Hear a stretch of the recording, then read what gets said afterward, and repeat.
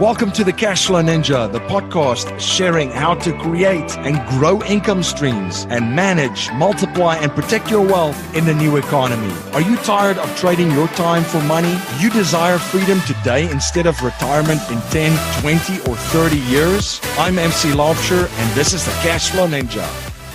Hello, Cashflow Ninjas. MC Laubscher here, and welcome to another episode of the Cashflow Ninja. I have a great show for you today. In today's show, we're going to look at advanced strategies for multifamily in any market and any economy.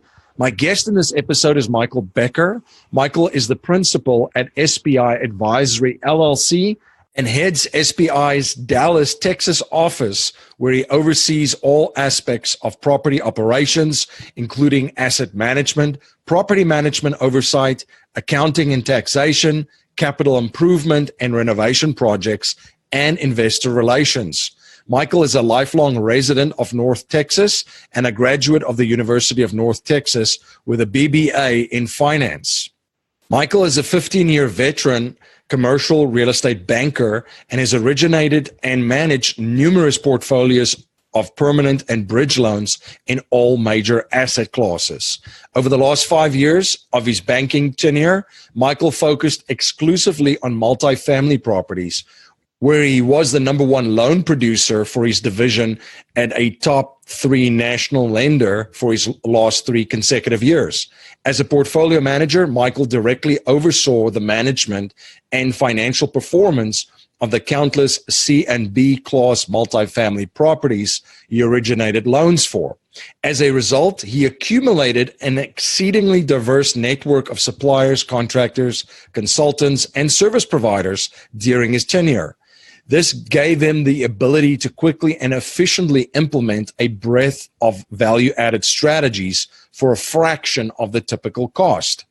If you're interested in joining our investors group, you could go to cashflowninja.com/investors group and fill out an application form and or email me at info@cashflowninja.com to start the discussion to see if you're a good fit for our group. If you're living in the Philadelphia, Bucks County, and Southern New Jersey area, we are hosting a live investors meetup event every month in Newtown, Pennsylvania. For more information on the monthly event and information on how to join us at our next live event, you can go to cashflowninja.com/events. MC Laubscher, the host of the Cashflow Ninja podcast and also the president and chief wealth and investment strategist of Producers Wealth, where we help our clients integrate cashflow banking, also known as infinite banking, with their business and investments. If you're interested in learning more about how we create strategies that integrate cash flow banking and investments to turbocharge them, you can access a video series at yourownbankingsystem.com. That's yourownbankingsystem.com. Michael, welcome to the show. Hey, thanks for having me on. Yeah, fantastic to connect. A big fan of a lot of the content that you produced, and you have a great podcast yourself too. So I've been excited for this conversation for a while. Can you share a little bit about your journey and your background with my listeners?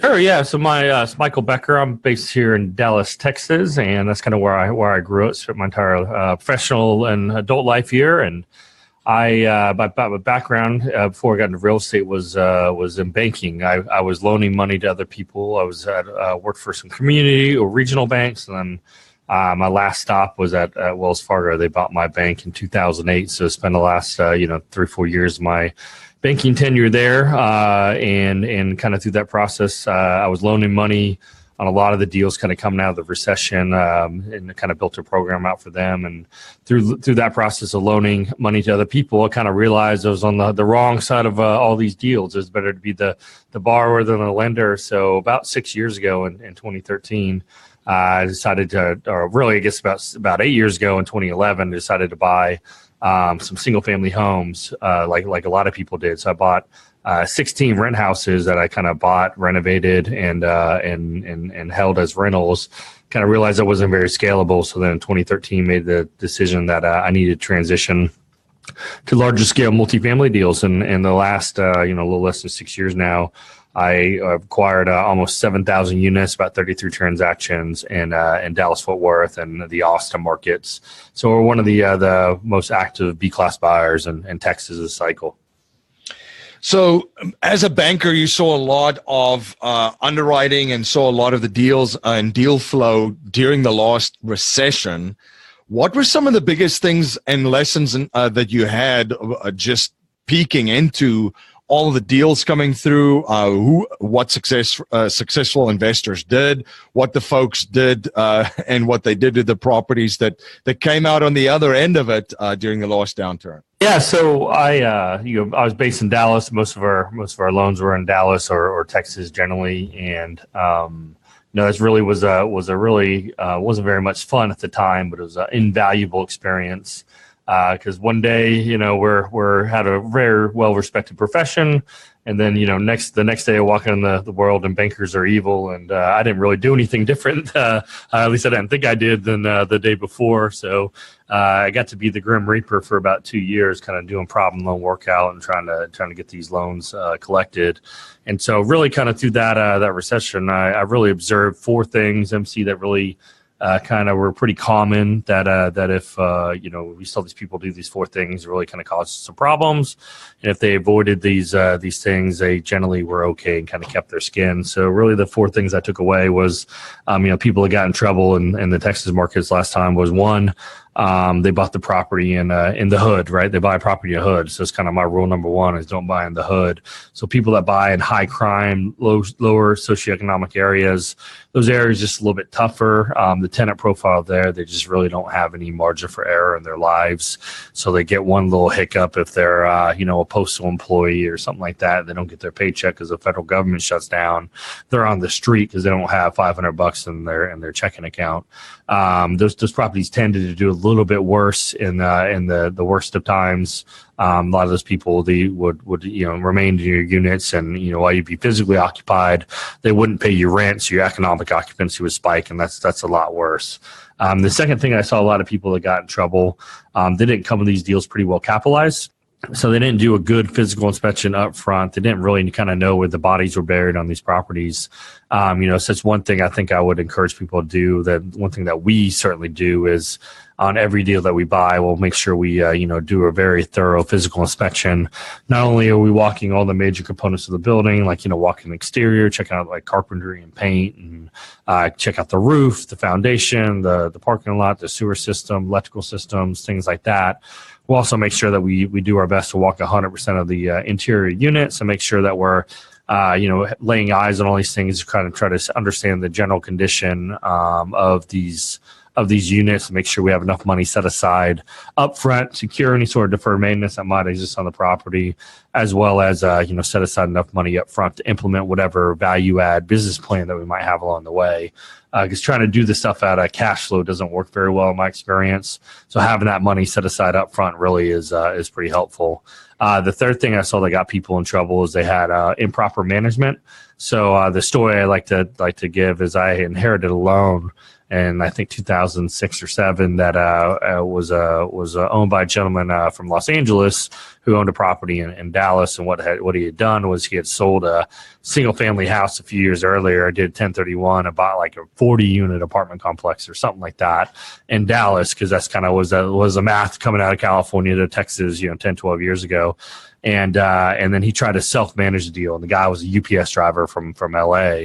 And so the end of that story wasn't very good. He didn't have the skill set or knowledge to properly manage a larger scale investment property, in particular being 1,500 miles away. It just wasn't a disaster. So it just kind of had a whole bunch of problems. So make sure if you don't have the specific expertise and the local market knowledge, that's a real easy thing to outsource. There's a lot of good, competent third-party management companies all over the country. So make sure you find one in the area that you're looking to buy that manages similar types of properties to what you're looking to acquire and operate. And then finally, the fourth thing that I saw that got people in trouble were just having a loan maturity at a bad time. Quite frankly, a lot of the people that got in trouble, they just, if the property was, maybe their rents went down a little bit, maybe they had to give away some concessions, maybe their occupancy dropped a little bit, but all in all, they're doing okay, and they're certainly able to kind of cover all their bills and pay their debt. But the problem was they had a loan maturity, say like in 2009. And what happened was when the you hit a pretty big economic recession, the capital markets kind of shut off overnight. So it's like it's kind of like a light switch. You turn it right off, and it's kind of slow to come back on. But when it's off, it's off. So they were they were on a bridge loan. They happened to have a loan maturity in 2009, and what they had 80% loan to value. Now the values are temporarily depressed, so the loan to values may be closer to 1-to-1 or 100%. So the banker's playbook is kind of to remargin their loan. So pay their loan down until you get to that 80% loan to value. And these people just simply didn't have the money, or if they go to their investors, the investors are, nervous and scared, and they just lost a bunch of value in that investment. So they don't want to throw good money after bad. So they're forced to, sell the asset at, the most inopportune time. So, to recap, if you, make sure you buy and, well-located deals and, low crime areas, near employment, retail, kind of your 101 of real estate. Make sure you do good physical inspection and set aside capital up front to cure any sort of deferred maintenance issues you might have, and do your renovation strategy. Make sure you have proper third-party management in place if that's not a skill set you have. And then make sure you try to take out a little bit longer loan maturity than what your business plan is. So if you have a 5-year business plan, maybe take out 7 or 10 years on your debt. So you make sure that in 5 years when you're looking to sell, if you're in the middle of a recession, you still have some term left on your loan. You kind of hunker down, ride it out, wait for a better time to sell it. Yeah, there's a lot of gold right there. So I appreciate you sharing that. Where are your thoughts, or what are your thoughts rather about the current market cycle, the asset cycle, where we're at with regards to real estate market that you operate in and the economy? Yeah, it's certainly been about a good 8 to 9 year run here that we've been on, kind of coming out of the recession. I think the worst year for Dallas multifamily is probably 2010 operationally. So kind of from 2011 forward, we're basically 8 years into the recovery, and real estate prices have more than doubled in multifamily in Dallas, Fort Worth, and Austin, the two markets I really predominantly focus on. So it's certainly trees don't grow the sky. So at some point there's got to be a correction at some point. So I think the way you answer that's really very specific to whatever markets that you focus on. So if I owned a bunch of stuff in California or the coastal markets, the Northeast, Hawaii, some historically really expensive places, I think that those economics don't make sense from like the amount of income the property produces to the relative value here recently. The cap rates are really, really compressed, and I just don't foresee that being the best place to put your money. A lot of these places are starting to see a lot of population out migration. So if you owned you own a property in Detroit instead of Dallas, and a few years ago that a lot of people have been leaving Detroit for many, many years. That's one of the biggest challenges, and it's really hard to overcome, is when you have people moving out of your area and you own housing stock that depends on people living in the area. So I think for the markets that I focus on, I just happen to live in Texas, but places like Dallas, Fort Worth, like Austin, like Phoenix, like Atlanta, Tampa Bay, Orlando, some of those markets that have, both, job immigration that are kind of relocating from the higher cost markets to, say Dallas, Fort Worth. I think we've had, 7 or 8 straight years of north of 100,000 jobs added in our market. So that's, and then what follows jobs are people. So not only kind of the natural population growth, but, the immigration that moved from, California or New York or Chicago or wherever else to markets like Dallas. I think that's, I think our economy, our local economies, certainly outsize the gains of the national economy from a percentage basis, and I think it's likely to sustain a little bit better in whatever the next recession is going to be. So, I think I'm still pretty bullish long term, MC, on Texas multifamily. Austin and Dallas are my two favorite markets. I do like San Antonio and Houston as well, but Houston is not nearly as diverse as the other markets. Kind of got booms and busts, and the San Antonio is a little bit sleepier, and it's also not as diverse with a lot of military concentration there as well. So I prefer these two markets. But Atlanta, Phoenix, Salt Lake City, Orlando, Tampa Bay. Those are some other markets that seem like they have similar characteristics to home. So I think those markets, there'll be winners and there'll be losers. And, not saying that we won't have certain level of disruption over the next 10 years. I think what I've been saying a few years ago, I might shorten my timeline now, but I think we're going to have 2 bad years in the next 5. I just don't know which 2 years are going to be. So what we're trying to do is make sure that we're buying the right located deals, the right type of asset, make sure we have our capital stack set up and our debt structure properly, that if I do all those things right, I should be able to weather, virtually any storm. And the long-term trends of population growth and job growth, the winds are at my back at the long-term sense. So I think we're going to do fine. We just got to make sure we're able to weather whatever disruption that might come along the way. I appreciate it. That was actually going to lead into my next question about what are some of the things that you're doing to prepare for the anticipated 2 years. So I appreciate you sharing that as well. Now, Michael, is there what is your philosophical approach to wealth creation? Is there a framework with checklists? You've mentioned a couple of things that you look at, but what does a good deal to you look right now coming across your desk? The cap rates are compressed in Texas like they are other places, meaning, you have to pay more for that same income stream. So it's becoming, more and more challenging. So, specifically with multifamily, and I'll talk a little bit more macroly, but specifically multifamily, if you go back 5-6 years ago when we first started buying our first couple of deals in Dallas-Fort Worth, I'll use that as an example because it's the market I'm most familiar with. You could buy a brand new Class A multifamily deal for about a 5 cap. A B class deal would be about 6.5, and a C class deal would be about 8 to 8.5. Fast forward to today, you can buy a brand new A deal for about 4.75 cap. A B deal is about a 5, and a C deal is about 5.5. So what used to be a bigger spread is compressed quite a bit. And part of that's just because, twofold, really, like most places across the country, Texas is certainly kind of the epicenter of it. We've got a lot of population and job growth. So what that means is apartment developers like to build a lot of apartments. And the way kind of with all the rising labor and construction cost, material costs is really having the cost of construction go up quite a bit. Developers, to make economic sense of it, they have to really build a multifamily units kind of concentrated and very close proximity to each other, like in the urban core, than the top flight suburbs. And they're having to build, luxury type apartment rentals. So really people have been kind of moving down the asset quality to go kind of more towards workforce housing, more towards C class. So people are kind of bidding it up.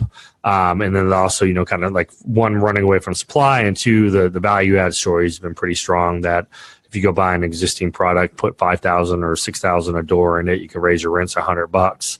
That return on cost is pretty strong. So it's really becoming more competitive on the bottom end of the market. So what I'm seeing right now is it just doesn't make sense to me, though, to pay very similar cap rate for 1970s piece of crap building that I can a brand new nice building.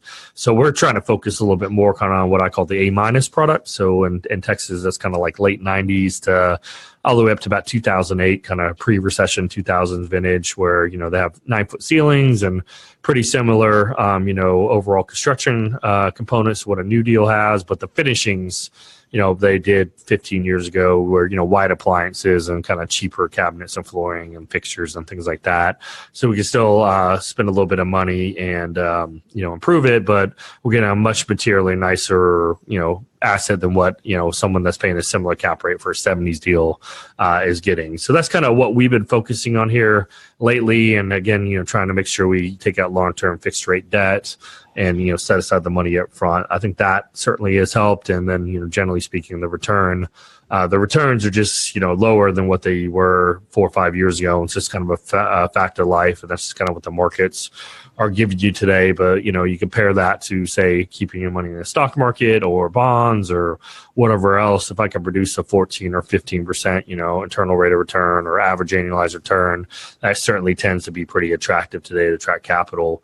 kind of more macro, what I do kind of from a wealth creation, the majority of my net worth is tied up in, apartment deals. That's kind of what I do for a living.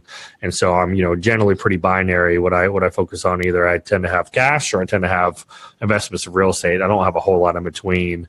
Over the past several years, I've been, kind of dabbling in gold and gold stocks and trying to accumulate some of that, because that's been kind of depressed for the last, 6 or 7 years. That's one of the only asset classes that really haven't run up. And if you have a little bit of a paranoid libertarian slant like I do, you see all this $22 trillion of national debt, plus all the unfunded liabilities, plus $1 trillion+ deficit every year. That just doesn't seem sustainable, and they're monetizing the debt by printing more and more money. So at some point, cash is kind of trash. So you have to have a certain amount of it to do what I do for a living. But at the end of the day, if you can have something like gold or gold stocks, at some point, I think that's going to pay off with, when the inflation is kind of realized in the economy. I think that'll come back into favor. But, I've been doing it, and I feel kind of dumb going to my safety deposit box and looking at a piece of rock you spend about $1,200 for. It doesn't pay you any income, but, one day I think it'll pay off. Yeah, it's almost like an insurance policy, right? It's like wealth insurance. That's right. And then, I've invested in some oil and gas. I think that's something that's going to be here and around to stay. You get pretty, taxed. One of the biggest things I think you can do to create wealth would just be, minimize your tax bill as much as possible. And, the two ways you historically can do that the most effectively is investing in, income producing real estate, as well as oil and gas. Those have two of the most tax favored investments you can make. So those are kind of one of the things I'm always very mindful of. If I can minimize what I have to pay the government, then that's more that you can keep and form wealth with. Absolutely. Someone actually just sent me a quote before we jumped on the call together about Warren Buffett, saying that he does everything legally possible to reduce the tax liability for Berkshire. That's right. So if he's doing it, why wouldn't anyone look at it also as part of their overall wealth strategy? A quick question for you: there are some operators that are selling a part of their portfolio or getting rid of some properties that they have. Is that something that you was part of your overall strategy, or was there some properties that you exited on, or you're still holding on to a lot of the portfolio? Yeah, so we've done 33 deals as the end of 2018, and when the 2018 ended, we owned 20 of them. So we've sold 13, and we have 2 more that we still own that we did full cash out refinances on. So we're actually in the middle of doing a refinance right now, another one, about to go to market with another one. So we've been doing both. MC, we've been buying and selling. I think part of that's been the first deals we bought. When we kind of started out, we bought a lot of like C-class multifamily. Then we went into the B class. Now we kind of focus anywhere from B to A minus, kind of the upper end of the workforce housing scale. So we sold several deals and kind of strategically taken that capital, and some of them we did 1031s, and some of them we just basically recycled the capital, paid taxes, and went back to the same investors and raised capital and did some bigger, larger, newer, better deals. One of the things that I found owning a lot of real estate, there's kind of the concept, everyone listening to this probably understands the way you value an apartment building is NOI, or net operating income, divided by cap rate equals value. And then there's certain things that are below the NOI line, like, your debt service, and then you sort of like capital improvements or capital expenses, et cetera. So what I found when you own these older deals, you have all these like non-recurring items that recur all the time. So for example, like if you own an older 1970s vintage deal, they tend to have like cast iron sewers, and they're 40, 50 years old at this point, and over time they kind of erode and collapse. So if you have a section of your pipe that collapse, that takes $10,000 for the plumber to dig up and repair and put the property back together, that doesn't go above the NOI line, so it doesn't impact your NOI or your value, but it is below the NOI line. What it is a real cash expenditure. Because your plumber wants to be paid with a check, he doesn't want to be paid on future value. So I find these older deals have a lot more of that stuff that happens. So while they look better on paper, in reality, sometimes the performance isn't quite as good just because of items like that. So we've been trying to sell some of the older stuff that had all the we spent a year or so renovating, making them nice and fresh, and just over time they're going to wear out. And then try to put that money into a 2004 vintage deal that's got a lot better physical construction components that should last a lot longer without as much maintenance. You're listening to the Cashflow Ninja, the show helping people all over the world create monthly cash flow and achieve freedom today, not in 10, 20, 30, and or 40 years. This is the show where cash is not king, but cash flow is king. We will be right back after a word from our sponsors. My friend Dave Zook says you can be conventional or you can be wealthy. Pick one. Dave and his team at The Real Asset Investor have syndicated many successful real estate and ATM projects over the last decade. Now his team has an exclusive opportunity for investors in the coal space. Do you want to be part of an energy project that takes conventional coal and cleans it up by extracting liquids while releasing almost zero emissions? The sale of these liquids can produce strong double-digit cash flow and aggressive tax benefits against ordinary income, all while using America's #1 most plentiful resource in a responsible, efficient manner. Now that's non-conventional. For more information on this exclusive opportunity, you can visit therealassetinvestor.com or contact the Real Asset Investor team at info@therealassetinvestor.com. Are you having a hard time finding great investment properties? Unfortunately, the best deals are rarely found locally. Successful investing begins with the right properties in the right markets. Norada Real Estate provides everything you need to invest in the best deals across the United States. Our simple, proven system will help you create real wealth and passive monthly cash flow. Learn how to find the best deals by downloading your free copy of The Ultimate Guide to Passive Real Estate Investing at noradarealestate.com. That's NORADA realestate.com. You're listening to the Cashflow Ninja, the show helping people all over the world create monthly cash flow and achieve freedom today, not in 10, 20, 30, and or 40 years. This is the show where cash is not king, but cash flow is king. Now let's return to our interview. For listeners that is looking to get into multifamily in 2019, what are some of the pitfalls? Because as you mentioned, it's a little bit frothy in some markets. What are some of the pitfalls to avoid? What are some of the things to look at when they're vetting operators and some of the deals? Yeah, I think I'll answer two different ways or two different perspectives. One, if you want to do what I do for a living, you want to be like a sponsor, or you want to be like an owner operator and kind of operate your own deals or put them together and raise money from other people. I think it's certainly something that it's not what I like about the business is really, really simple. At the end of the day, it's you got to buy a property right and a good, well-located deal, implement your business plan, have proper management, and put the good debt on it. And, you buy a property, you rent it out every month, and you have positive cash flow, and eventually it goes up. So that's, the basic business model. It's just not always easy to actually go out and implement and execute. So, if you don't have experience, I certainly would, I'm a big proponent of, getting educated and finding, maybe a local mentor or joining like a formalized mentoring program and learn that way. I think that's, worth a lot of money to be able to get, a very competent, successful business model that you can go out and replicate in the marketplace. So I would certainly encourage people to do that, or maybe even potentially try to partner with someone that has some experience.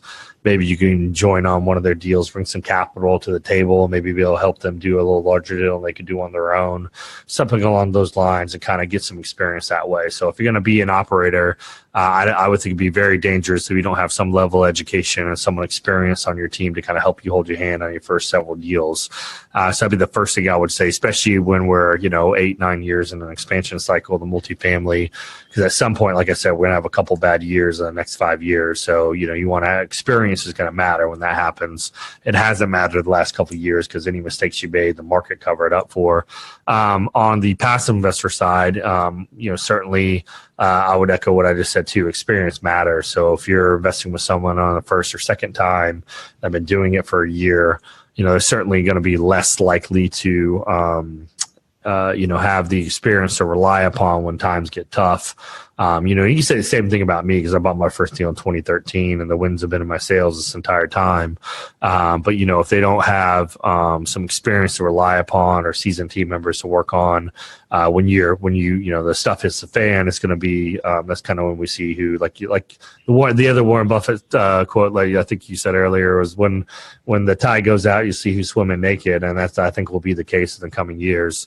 So, I would focus on, good experienced operators first to have, some depth to their management team, that do this for a living. I mean, this is someone's on a part-time gig and they got a full-time job. I that would worry me a little bit if I was investing with somebody else. Secondarily, I'd focus on markets that have, population, job growth, because the recession is not going to treat all parts of the country equally. So, I would look for markets, similar to like where I'm at, the Texas markets or maybe some of those other markets I mentioned, landlord, business friendly, population growth, job growth. Those are things that, kind of help overall the long-term demographics for multifamily. And then, make sure you're with an operator that can clearly and simply articulate the business plan in, 60 seconds or less. If something's overly complicated, like I said, this is a pretty simple business. You just buy it, renovate it, raise your rents, refinance it, sell it. That's your pretty typical, business plan. So if someone's trying to do something really special, something really tricked up, I'd be a little bit leery. It's a little bit early. And like, for example, one of the things that's been the hottest thing that's a little bit early and all the regulations aren't in are the opportunity zones. And that could be a very great thing. The headlines are certainly super sexy, but it could also turn into something where you buy a property in the hood and you lose all your money. So making sure you understand it, and I probably won't be a first mover with any sort of opportunity zone investments. I want to make sure other people do it and kind of see the pitfalls of it before I decide to go in or not go into that space. One habit I've observed from wealthy and successful people is that they're always studying and learning new subjects. What are you studying right now, and what are you learning? I'm pretty much entrenched in the both economics and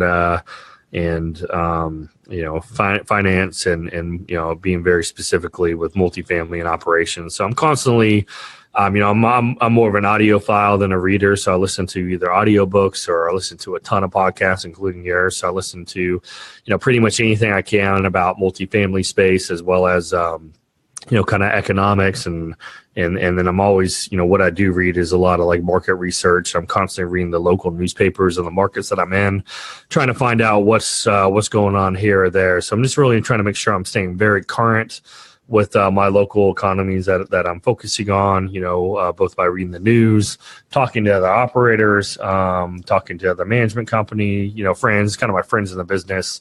The brokers have a lot of information, trying to know who did what, who sold what, because it's a imperfect market. It's not, the publicly traded stock market. A lot of this information you can find if you have, a friend, right? A lot of it's who what chips you can trade. It's a completely unfair business. So trying to make sure you study and have as much information as humanly possible, that gives you the leg up of your competitor, whether you have an opportunity you can see or maybe see something coming and you want to get out of the way of it. So that's kind of what I'm always striving to stay on top of. Now, a core message in our show is to leave our families, communities, and the world better than we found it by passing down a mindset, values, and principles to future generations, not just money. So if you cannot pass on any money to future generations, and we're only allowed to pass on 3 principles to them to build wealth and achieve happiness and success, what would they be? For principles, I think people, people do business with people they know, like, and trust, and you got to be a trustworthy, honest, forthright person. So I think, being, honest and having integrity in business is certainly a principle that I strive to have and try to live that every day in my life. Another thing as far as principles go and building wealth, I think investing in real tangible things that, you can put your hands on, that, produce income, they have a deed to, that, I think those are certainly, the best way to create wealth is through, income producing real estate. That's what I've seen historically, or you start a business. And, I don't have any sort of genius tech idea to build an app. So I chose real estate. So making sure that, if you have the proper prudent leverage on income producing real estate, and you can minimize your taxes. Those are certainly some principles to build wealth. And I guess kind of finally to echo on that, just make sure when you're making investments to take into account the taxes that are on it.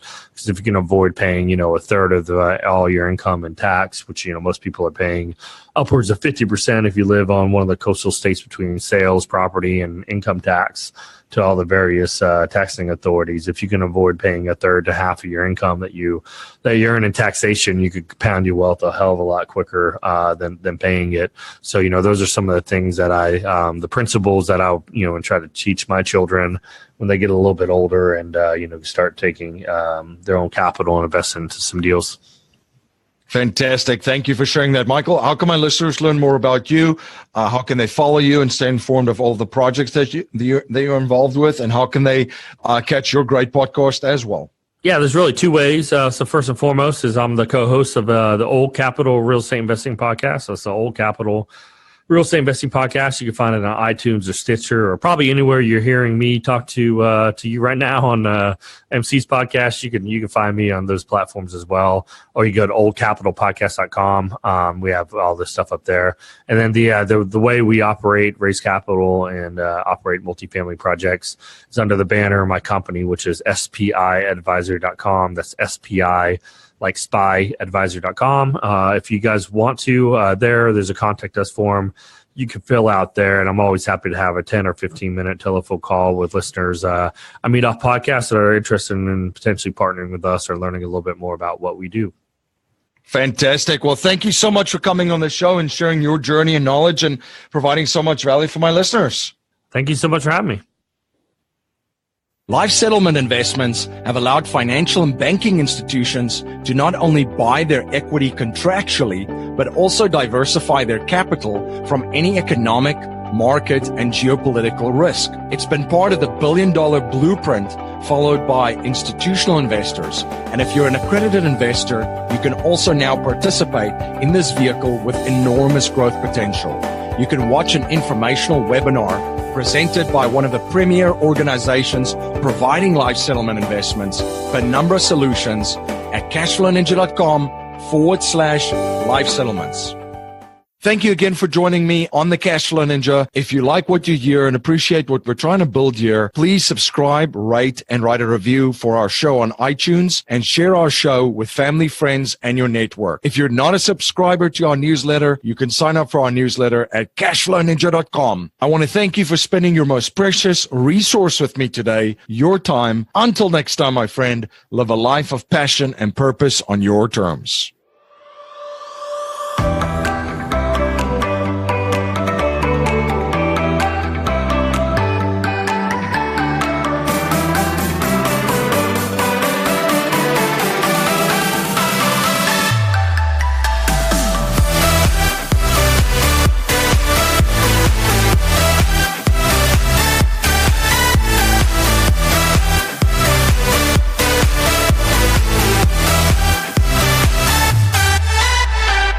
This presentation is for educational and informational purposes only. The information being presented and considered does not consider your particular financial objectives or situation, and it does not make personalized recommendations. This material is not intended to replace the advice of a qualified tax and legal advisor or other qualified professionals, and you should not use the information in place of a customized consultation with a licensed professional regarding your specific personal financial objectives, situation, and needs. We believe the information provided is reliable, but we do not guarantee its accuracy, timeliness, or completeness.